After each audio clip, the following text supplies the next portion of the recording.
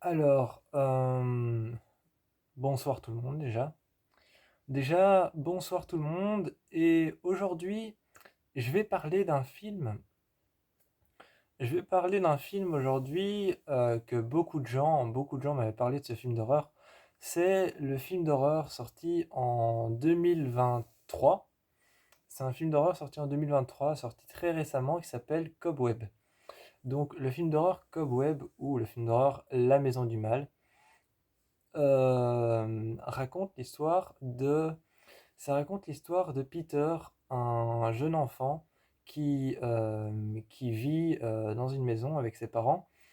Et très vite, Peter, la nuit, est dérangé par des bruits, des grattements et des bruits étranges dans les murs. Donc il est dérangé par des grattements, des bruits étranges dans les murs. Et ses parents ne l'écoutent pas, ses parents ne le croient pas. Et rapidement, très vite après ça, ses parents adoptent un comportement très étrange avec lui, presque malsain. Et donc presque malsain, ses parents adoptent un comportement avec lui vraiment très différent que celui qu'ils avaient. Je trouve que le film Cobweb, La Maison du Mal, est plutôt vraiment bien réussi. Donc c'est ceci, Cobweb, La Maison du Mal. Par contre, une seule chose, quand sur internet vous nous dites que le film est par les réalisateurs de Hit et que sur le film, ici vous écrivez que c'est par les créateurs de la série Marianne, il va falloir choisir. Je veux dire, il va falloir choisir parce que Marianne est une série d'horreur française. Marianne est une série d'horreur française sortie sur Netflix. Il y a sortie sur Netflix il y a pas longtemps. Enfin, pas il y a pas longtemps, mais elle est sortie sur Netflix récemment. Je crois qu'elle est sortie en 2016, si je me trompe pas. Mais Marianne est une série d'horreur, est une série horrifique française. Et It est un film purement américain. It, c'est un film d'horreur purement américain. Donc, quand vous nous dites que le film est par les réalisateurs de It, mais que sur le DVD acheté en grande surface, vous nous dites que le film c'est par les réalisateurs de la série Marianne, je sais pas. Personnellement, le film est génial, je le trouve plutôt pas mal.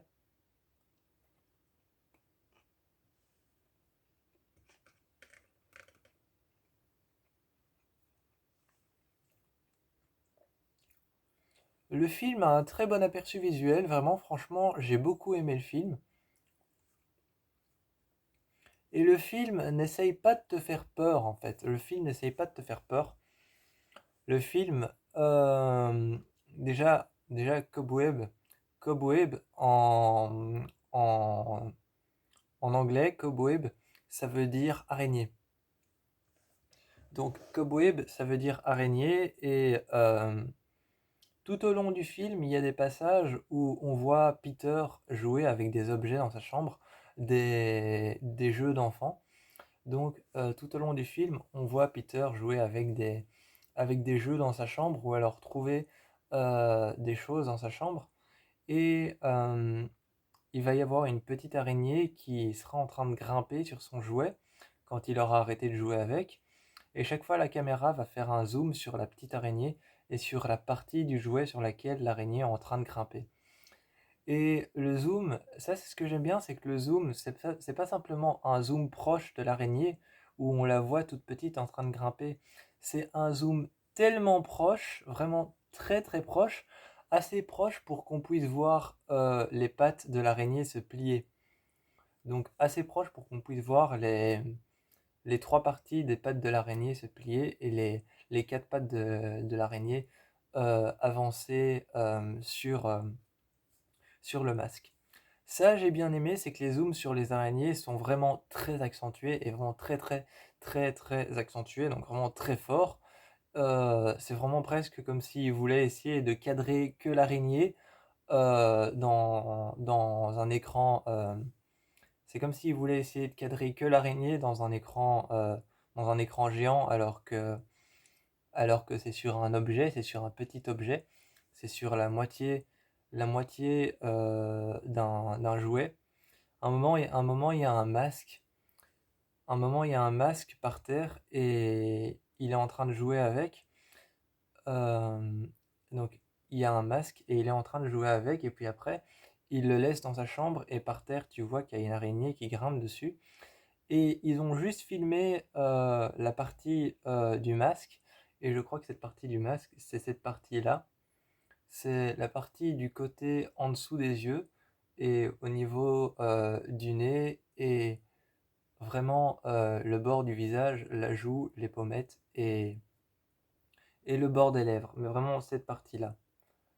Et tu vois l'araignée qui grimpe jusqu'à l'œil et ils ont vraiment fait un zoom très très fort jusqu'au niveau de là où votre œil s'arrête avec l'araignée qui est dessus qui est en train de grimper. Et le film, ce que j'aime bien, c'est qu'il s'installe de manière très posée, il s'installe très calmement. Le film dure 1h28. Le film dure 1h28, mais t'as l'impression qu'il en dure 1h30. T'as l'impression qu'il en dure 1h30 en même temps à 2 minutes près, on n'est pas loin de 1h30. Euh, mais le film s'installe avec une ambiance pesante. Le film s'installe avec une ambiance pesante. En fait, l'histoire, c'est que ses parents, c'est que les parents de Peter ont un secret. Enfin, les parents de Peter connaissent leur fils par cœur et Peter connaît ses parents par cœur lui aussi. Mais ses parents deviennent de plus en plus violents et de plus en plus irritables. Ses parents deviennent de plus en plus irritables et de plus en plus violents quand Peter les réveille toutes les nuits pour un bruit dans les murs ou alors pour quelque chose qu'il a vu ou un murmure ou alors une voix qu'il a entendue. À chaque fois, il appelle ses parents et ses parents deviennent de plus en plus irritables à cause de ça et de plus en plus, de plus en plus énervés, de plus en plus dangereux. Ils deviennent presque lassés du fait de venir rassurer leur fils. Et donc, ils deviennent presque lassés du fait de venir rassurer leur fils. Et le film commence avec une introduction où tu vois la caméra qui s'approche, qui fait un zoom et qui s'approche du visage de Peter qui est en train de dormir. Et ce que j'aime bien, c'est qu'ils ont joué avec la caméra. Ils ont joué avec la caméra qui avance en se penchant comme ça. Et donc tu vois tout le cadre de la maison, tu vois tout le cadre de la maison qui s'avance et qui se penche sur le côté et qui se rapproche et finalement arrive juste au niveau de la tête de Peter. Et, euh, au début, t'as les parents qui arrivent et t'as la mère qui est hyper sympa, t'as la mère qui est hyper sympa, qui est réconfortante et qui se met près de son fils dans son lit et qui le prend comme ça, elle lui caresse le dos et elle lui dit non, tu vois, ça va, il y a rien, c'était juste un bruit. Et ensuite, quand il va se recoucher, elle lui fait une petite caresse en dessous du visage et elle lui dit Peter, écoute-moi mon chéri, tu as une imagination débordante, donc tout ce que tu vois, tout ce que tu entends, c'est dans ta tête. Donc les parents au début sont hyper mignons, hyper sympas, et vraiment, t'as la mère qui dit rendors-toi, mais tout ce que tu entends, c'est dans ta tête, c'est ton imagination, parce que tu as une imagination surprenante et débordante. Et donc elle lui dit tout ce que tu entends, c'est dans ta tête. Donc au début, les parents sont comme ça, et puis ensuite, c'est au tour du père de venir voir parce qu'il a entendu un autre bruit.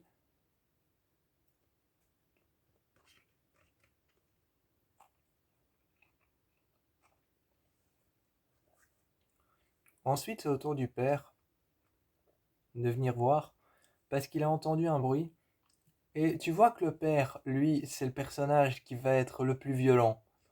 Tu vois que le père, c'est le personnage qui va être le plus violent, le plus irritable, le plus rapidement. Le père, tu vois que c'est le personnage qui va être le plus irritable, le plus rapidement possible. Parce que quand son fils lui dit: Papa, papa, est-ce que tu peux venir? J'ai entendu un bruit dans ma chambre.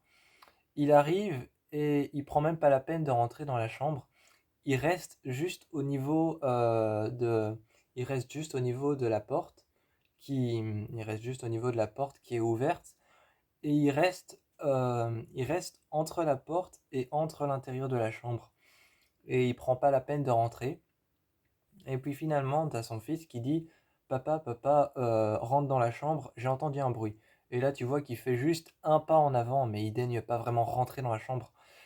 Il daigne pas rentrer dans la chambre, il fait juste un pas en avant et il avance.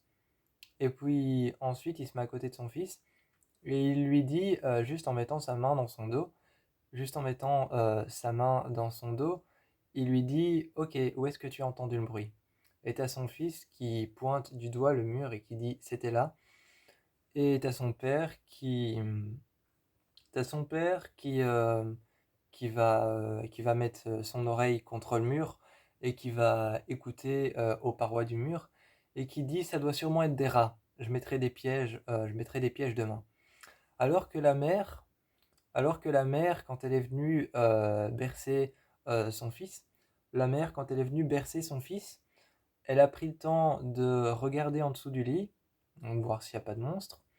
Elle a pris le temps de regarder en dessous du lit, voir s'il n'y a pas de monstre. Elle a pris le temps de regarder derrière l'armoire, dans l'armoire. Elle a pris le temps de faire le tour de tous les murs de la chambre. Et elle a pris le temps d'écouter attentivement là où son fils lui a dit qu'il avait entendu un bruit. Donc la mère a été beaucoup plus attentive et la mère a été beaucoup plus attentive et beaucoup plus à l'écoute par rapport à son frère, tandis que le père, lui, euh, est beaucoup plus neutre par rapport à ça. Et, euh, J'aime bien ce hublot. Euh, Il y a ce hublot qui revient sur l'affiche d'ailleurs, on le voit tout en petit.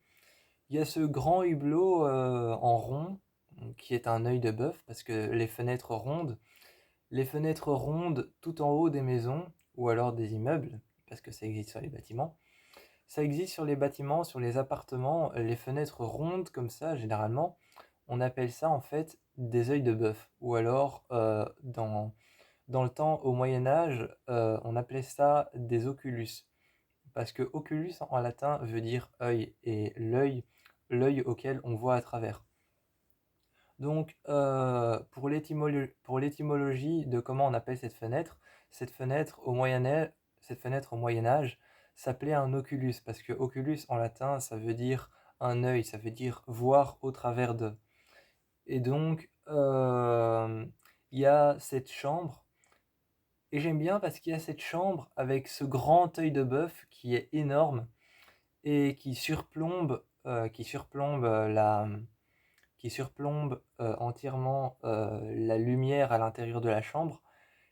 Et cet œil de bœuf, donc cette fenêtre ronde, dans la chambre, à un moment, il y a un passage où la chambre est prise de manière entière et est filmée entièrement, comme si la caméra avait été posée, comme si la caméra avait été posée en hauteur au niveau de la porte, et toute la chambre est prise entièrement, et tu vois qu'il y a une lumière qui descend sur le sol et qui arrive au milieu de la chambre. Et comme la fenêtre est ronde et que justement Peter se plaint d'entendre des bruits dans son mur, dans le mur de sa chambre, t'as la lumière de la chambre qui éclaire à l'intérieur, et la lumière de la fenêtre fait apparaître justement un énorme cercle. Le soir, la fenêtre de sa chambre, la fenêtre ronde, fait apparaître sur le mur où il entend des bruits, fait apparaître un énorme cercle. Donc ça fait apparaître vraiment un énorme cercle à l'endroit où il entend des bruits. Et un moment dans le film, il s'endort. Un moment dans le film, il s'endort et il entend des bruits. Il entend des bruits, il entend une voix et il va réveiller ses parents. Et c'est à ce moment-là que tu vois que ses parents sont très irritables. C'est à ce moment-là que tu vois que ses parents sont très irritables et commencent à en avoir vraiment plus qu'assez et commencent à devenir dangereux pour lui. Euh, et au moment où il entend ces bruits, il va se coucher, mais il va se coucher en laissant sa lampe de poche. Il va se coucher en laissant sa lampe de poche sur sa table de nuit allumée. Et tu vois que sur le mur, là où il entend des bruits, la lampe de poche qui est allumée fait un énorme cercle. D'ailleurs, un cercle pas vraiment très circulaire, mais un cercle plutôt ovale qui éclaire presque toute l'entièreté du mur, et donc qui encore une fois montre que ça se passe du côté des murs. Euh, donc je trouvais ça une scène assez sympa. Ensuite, il y a le passage où vraiment il se fait... Un moment, il fait une bêtise, je sais plus laquelle, il fait une bêtise. Ah oui, un moment, parce que il y a une prof, sa prof à lui à l'école. Sa prof à lui à l'école, à un moment, il l'appelle et il lui dit s'il vous plaît, parce que sa prof se doutait qu'il se passait des choses étranges dans sa maison, et il l'appelle avec le téléphone dans la chambre de ses parents. Et il l'appelle avec le téléphone fixe, avec une ligne fixe dans la chambre de ses parents, et il dit allô, allô madame, j'ai besoin de vous. Et t'as sa mère qui lui dit je suis extrêmement déçu, je suis déçu, tu as fait une bêtise, je suis vraiment extrêmement déçu. Et elle prend le téléphone, et c'est à ce moment-là que tu comprends que les parents commencent à devenir très très flippants. C'est à ce moment-là que tu comprends que les parents commencent à devenir très très flippants, parce que t'as la mère qui prend, t'as t'as le fils d'abord qui essaye de répondre et qui essaye d'esquiver sa mère, qui essaye d'esquiver les mouvements de sa mère, et qui essaye de reprendre la ligne fixe et qui essaye de reprendre le téléphone fixe et de répondre. Et t'as sa mère qui prend le bras de son fils et qui prend le téléphone et qui commence à parler. Et au téléphone, elle dit oui, oui, tout va bien, tout va bien. Il est là en ce moment, il me regarde. Et elle parle et elle dit oui, tout va bien, il est là en ce moment, il me regarde, mais vous connaissez Peter, il est extrêmement timide. Et là en ce moment, c'est presque mignon, il est rouge comme une pivoine. Donc vraiment, t'as sa mère qui parle comme ça, mais de manière très neutre, de manière très plate. Et elle dit oui, vous connaissez Peter, il est timide et en ce moment il est en train de me regarder. Il est rouge comme une pivoine, ça en est presque mignon. Et c'est juste une manière, c'est juste une sorte de manière d'évitement pour qu'il parle aux inconnus. T'as sa mère qui lui dit, je suis extrêmement déçu, je suis vraiment déçu de ce que tu as fait. Tu as parlé à un inconnu, tu as enfreint une règle, alors, alors tu es puni. Et tu vois qu'elle emmène son fils de force en bas, et t'as son père qui demande, t'as son père qui demande à ce qu'on lui raconte ce qui s'est passé, et t'as sa mère qui raconte à son père tout ce qui s'est passé, et là t'as son père qui se lève et qui lui dit lève-toi. Mais d'abord son père se lève juste de la table, et à côté de la table, il est debout et il lui dit lève-toi en regardant son fils. T'as son fils apeuré, donc t'as son fils, t'as Peter, qui est apeuré et qui a peur et qui dit non, non, je me lèverai pas. Et donc, il répond pas vraiment, mais tu vois qui bouge la tête un peu de droite à gauche et qui dit non, qui fait non, je me lèverai pas, et qui regarde son père presque comme s'il connaissait plus son père.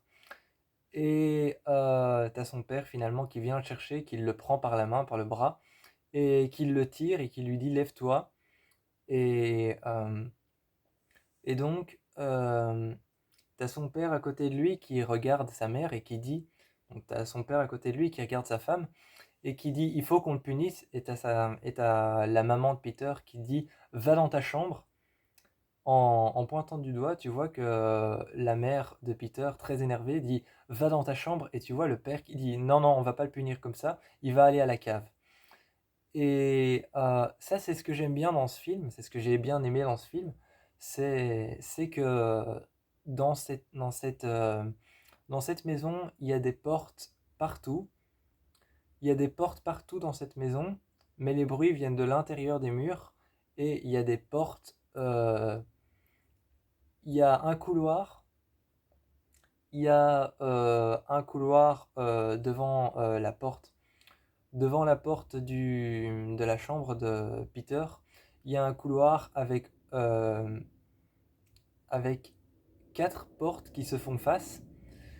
Dans le couloir, juste en face de la porte de la chambre de Peter, il y a un couloir avec quatre portes qui se font face et un autre couloir qui part un peu plus loin et deux autres portes qui se font face dans ce couloir-là. Et il y a beaucoup de portes, donc tu as l'impression que la maison est presque trouée. Tu as l'impression que la maison est presque trouée et qu'on sait ce qu'il y a derrière les murs. Et, euh, et derrière une horloge, il y a une autre petite porte. Et derrière un frigo, il y a la porte de la cave. Derrière un frigo, il y a la porte de la cave. Derrière un autre meuble, il y a une petite porte. Il y a derrière un autre meuble où il y a une petite porte, une sorte de petit cachot. Et derrière le frigo, il y a la porte de la cave.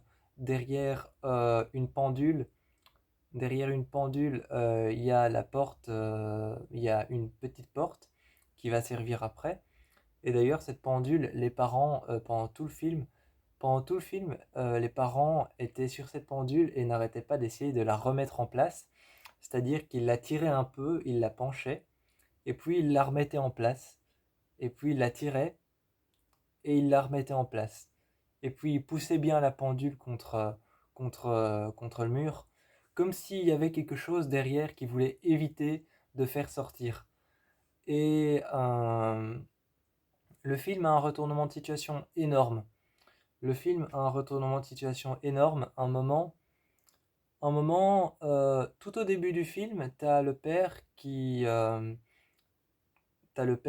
raconte qu'il y a une jeune fille qui a disparu. Elle était sortie très tard le soir. Donc t'as le père qui raconte un genre de mythe urbain. Il raconte un genre de mythe urbain, une genre de légende à son fils. Et il dit que quand ils étaient enfants, sa mère et lui, dans le quartier où ils vivent, il y avait une fille qui était sortie de chez elle tard le soir d'Halloween, et qui était partie à la recherche de bonbons pour la fête d'Halloween. Elle était partie chercher des bonbons pour la fête d'Halloween, et elle est plus jamais rentrée chez elle, et personne ne sait pourquoi. Et tout l'engouement du film va tourner autour de cette légende, de cette fille qui est tournée, tout l'engouement du film va tourner autour de cette légende, de cette fille qui est sortie pour le soir d'Halloween, chercher des bonbons chez les voisins, mais une fois qu'elle est partie chez elle et qu'elle est partie chercher des bonbons chez les voisins, elle n'est plus jamais rentrée chez elle. Et tout l'engouement du film, en fait, toutes les choses terrifiantes qui va se passer dans la maison du mal, c'est à peu près lié à cette fille, parce qu'en fait, cette fille a disparu quand les parents étaient enfants. Donc, tout ce qui se passe dans le film est clairement quelque part lié à cette fille. Et ce que j'aime bien, c'est que, par exemple, je vais prendre le film Smile, sorti en 2021, en 2022, pardon. Je vais prendre le film Smile, sorti en 2022. Le film Smile, quand il a fait la présentation, quand on a la présentation du titre, c'était vraiment la présentation du titre avec une grosse musique bien trash et bien hard, avec le titre qui clignotait en rouge, et en rouge, vraiment très rouge vif, et qui prenait tout l'écran. Et donc, dans, t'as vraiment certains films d'horreur, quand ils présentent le titre, t'as le titre qui apparaît en grand, qui prend tout l'écran, et qui apparaît en une couleur très vive, par exemple comme le rouge. et avec une musique derrière, comme par exemple, je citerai la présentation des Insidious.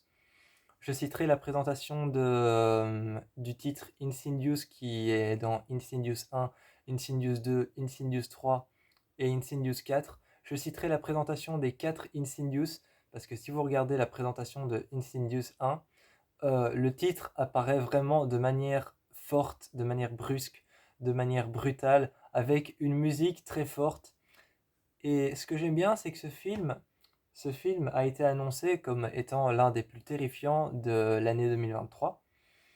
La Maison du Mal, Cobweb, a été annoncé comme étant l'un des films d'horreur les plus terrifiants de l'année 2023.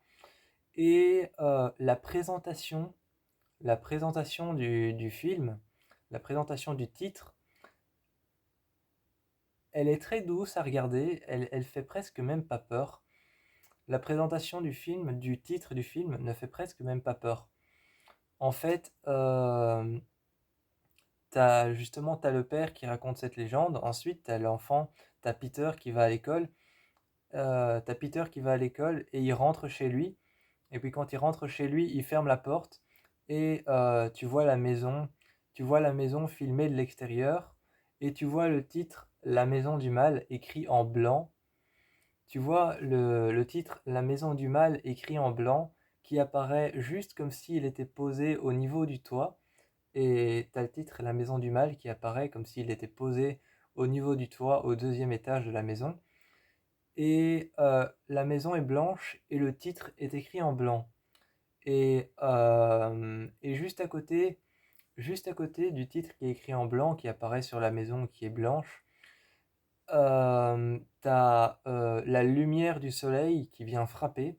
T'as la lumière du soleil, donc une lumière jaune et blanche. T'as la lumière du soleil qui vient frapper sur la maison, qui rend encore la maison plus lumineuse. Et juste à côté, t'as un arbre qui est en plus un bouleau. T'as un arbre qui est en plus un bouleau, et l'arbre, le bouleau, la particularité, c'est que son tronc est blanc. Et donc, la présentation du film, le début de la présentation du film est entièrement blanche. T'as la maison qui est blanche, t'as le titre qui s'inscrit en blanc, t'as la lumière du soleil qui vient éclairer la maison blanche qui vient éclairer la maison qui est blanche, et le titre La Maison du Mal qui est écrit en blanc au niveau du deuxième étage de la maison. Et t'as un bouleau à côté plutôt imposant avec des feuilles d'automne qui sont toutes brunes. Et, euh, et donc, tu as un bouleau à côté avec des feuilles d'automne qui sont toutes brunes et la lumière du soleil qui passe au travers. Et les feuilles sont presque jaune doré. Et le tronc du bouleau est blanc. Donc, la présentation du film commence sur quelque chose de très blanc. Et, euh, et au fur et à mesure que le film avance, le film s'assombrit. Mais le film va chaque fois jouer avec le tempérament des personnages. C'est-à-dire que les parents vont devenir de plus en plus irritables, de plus en plus sévères, de plus en plus stricts, et vont imposer... Les parents vont devenir de plus en plus stricts, de plus en plus irritables, et vont chaque fois imposer des punitions de plus en plus dangereuses et de plus en plus bizarres. Ils vont chaque fois imposer des punitions de plus en plus bizarres, de plus en plus étranges, et jusqu'à ce que finalement ça devienne dangereux, presque mortel. Et, euh, et le film, chaque fois, va te montrer ces punitions qu'il donne à Peter. Le film va chaque fois te montrer ces punitions bizarres, étranges qu'il donne à Peter. Et à chaque fois, en les montrant, le cadre de la caméra va tourner sur le côté et filmer vraiment jusqu'à aller vers la punition. Et j'ai remarqué que d'ailleurs, quand tu as un cadre qui tourne comme ça, celui qui viendra après tourne comme ça, et celui qui vient après tourne dans le même sens ensuite, et celui qui vient après tourne encore dans l'autre sens, et, euh, et, euh, et donc voilà. Donc en fait, le film fait alternativement des plans droits qui vont chaque fois tourner vers la gauche, tourner vers la droite, et puis ensuite faire des plans qui vont tourner vers la gauche. Donc chaque fois alternativement vers la droite, puis alternativement vers la gauche. Et le film va vraiment jouer avec des plans droite, gauche, droite et gauche. Et il y avait le même genre de plan, il y avait la même utilisation dans Smile. Dans Smile de 2022, il y avait la même utilisation. Euh, mais dans Smile, ils allaient jusqu'à faire en sorte que les plans se retrouvent quasiment à l'envers. Dans Smile, ils allaient jusqu'à faire un tour complet sur le côté et à faire que finalement le bas du film se retrouve en haut et le haut du film se retrouve en bas. Là, dans ce film, ils ont juste fait la même chose et fait en sorte que, que on soit presque penché vraiment entièrement sur le côté. Mais pas au niveau de mettre, mais pas au niveau de mettre le plan totalement à l'envers, presque comme si on allait être entièrement penché sur le côté. Et donc presque comme si on allait être entièrement penché sur le côté. Ils ont fait ça comme ça. Et, et justement, visuellement, le film est super beau parce que au lieu de faire comme dans Smile où il tourne entièrement les plans et finalement tu te retrouves avec un plan complètement à l'envers, au lieu de donner cette impression de caméra qui tourne comme ça et qui finalement retourne l'image et tu te retrouves avec une image tournée à l'envers et, euh, et le dessus en dessous et le dessous au-dessus. Au lieu de faire ça, le film s'amuse à tourner la caméra très très fort et tu te retrouves avec un plan euh, tellement à l'envers que ça en devient perturbant. Et tu te retrouves avec un plan tellement à l'envers, tellement sur le côté, que ça en devient perturbant et ça donne cette impression qu'il y a quelque chose qui va pas. Ça donne cette impression qu'il y a quelque chose qui va pas et, euh, et aussi la bande son du film, c'est un film qui commence, c'est l'un des rares films qui n'a pas de bande son, il n'a pas de bande sonore. C'est l'un des rares films qui commence par les 10 premières minutes qui n'ont pas de bande son. Et ensuite, pendant le reste du film, pendant les 1h28 du film, le reste du film, il a une bande son. Donc pendant les 10 premières minutes, il n'y a pas de bande son. Et pendant 1h18, donc 1h18, le reste du film, après, il y a une bande son. Et cette bande son, c'est une petite fille c'est une petite fille qui chante une berceuse et qui fait vraiment un et qui continue comme ça tout au long du film. Et tout au long du film, t'entends un la la la la la la et et t'entends cette fille faire la la la la tout au long du film et c'est ultra flippant. Et il y a aussi quelque chose qui m'a fait penser à Amityville, c'est que cette grosse fenêtre ronde dans sa chambre, cette grosse fenêtre ronde dans sa chambre, elle éclaire et elle rend une lumière très vive à l'intérieur qui éclaire la chambre t'as son lit sur le côté. D'ailleurs, son lit est mis sur le côté dans un endroit qui est complètement noir. Je sais pas si c'est fait exprès, enfin je pense que c'est fait exprès que son lit soit mis euh, à un endroit où la lumière de la fenêtre qui est ronde, qui lance la lumière à l'intérieur, n'éclaire pas. Je crois que son lit c'est fait exprès qu'il soit justement à cet endroit où la lumière de la fenêtre n'éclaire pas. Eh bien, son lit est juste là et t'as cette fenêtre ronde qui donne une lumière dans la chambre. Et c'est presque comme les deux fenêtres d'Amityville en arc de cercle qui donnent une fenêtre qui donnent une lumière avec les fenêtres à l'intérieur de la chambre, une lumière très forte. Et t'as le lit sur le côté qui est, euh, qui est du côté où il n'y a pas de lumière. Donc, je trouvais que la chambre ressemblait un peu à ça. Et, euh, et le film aussi, en fait, le film est filmé comme si la maison c'était une maquette. Et ça, c'est terrifiant. C'est terrifiant parce qu'en fait, quand l'enfant arrive dans sa chambre, il arrive dans sa chambre et il se pose sur son lit. Donc tu as l'impression que son lit, il est fait, il est fait. Tu as l'impression que le lit de l'enfant, il est fait et il est fait en fait. T'as l'impression que t'as presque l'impression que c'est un faux lit. L'enfant, il rentre dans la chambre, il s'assied sur son lit et il va dormir. Mais il n'y a pas de mouvement de je prends ma couette, je la tire, je mets sous mon lit, je m'assieds sous mon lit. Il n'y a pas de mouvement du matin, j'enlève la couette, je retire la couette, je retire la couverture. Il n'y a pas de mouvement de je retire la couverture, je mets la couverture, je la mets sur moi, je la mets sur mes épaules. Il n'y a pas, il y a pas, il y a pas de mouvement comme ça de je la mets sur mes épaules, je la retire ou alors je l'enlève. C'est juste, il arrive dans sa chambre et sa chambre est filmée vraiment de manière droite, à l'angle près. À l'angle près, sa chambre est filmée presque la caméra bord à bord. À l'angle près, sa chambre est filmée. Et il arrive et on dirait que c'est une maquette parce qu'en fait, tu le vois pas arriver tu le vois pas arriver par la porte de sa chambre parce que la porte de sa chambre est juste en face de son lit. Et ça, c'est encore plus terrifiant parce que les couloirs la nuit sont noirs. Les couloirs la nuit sont noirs et sombres et obscurs.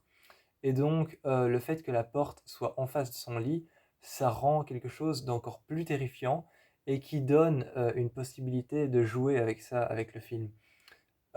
Évidemment, il a pris la possibilité de jouer avec cette porte. Et, euh, et quand il rentre, en fait, la caméra, elle filme la chambre de côté. Donc tu ne vois pas la porte parce que la porte, elle est là et la caméra filme la chambre comme ça. Donc tu vois pas la porte, mais la porte est ici. Et, angle après. Et angle contre angle, en fait, vraiment bord à bord, la caméra va filmer la chambre. Et donc, t'entends le bruit de la porte et tu vois l'enfant arriver comme ça, dans sa chambre. Et c'est presque comme si l'enfant arrivait de manière robotique dans sa chambre et qu'il arrivait se poser sur son lit. Et donc, ça donne l'impression que c'est une maquette. La cuisine, c'est pareil. Il n'y a aucun meuble qui a bougé, juste le frigo pour pouvoir accéder à la porte. Juste le frigo pour pouvoir accéder à la porte de la cave. Et il y a aucun objet qui a bougé dans la cuisine. Quand la mère s'est assise, quand la mère s'est assise dans la cuisine et que le fils s'est assis, il a même pas tiré la chaise. Les chaises étaient déjà tirées en fait. En fait, dans la cuisine, tu as cette table au milieu et tu as les chaises qui sont déjà tirées et les chaises sont pas rangées en dessous de la table. Donc tu as le père qui arrive, qui reste debout, tu as la mère qui arrive, qui s'assied, et tu as le fils qui arrive et qui s'assied parce que les chaises sont déjà tirées. Et c'est comme si la maison entière était une maquette. Parce que tout est déjà mis en place de manière à ne pouvoir toucher à aucun meuble. Donc je vous encourage, putain, putain, je vous encourage à aller voir le film Cobweb. C'était juste génial et je vous laisse découvrir le retournement de situation parce qu'il est incroyable. Moi, je vous fais plein de bisous.